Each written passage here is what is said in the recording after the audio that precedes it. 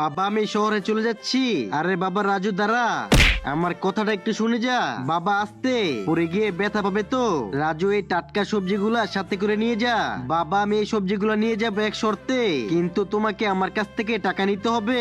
এখানে 2 লক্ষ টাকা আছে, তুমি রাখো। অল্প সবজির জন্য এত টাকা? রাজু বৌমা রাগ করছে, তুই চলে যা, আমার টাকা লাগবে না। বাবা টেক কেয়ার। এই পচা সবজি আমি শহরে নিয়ে যাব না।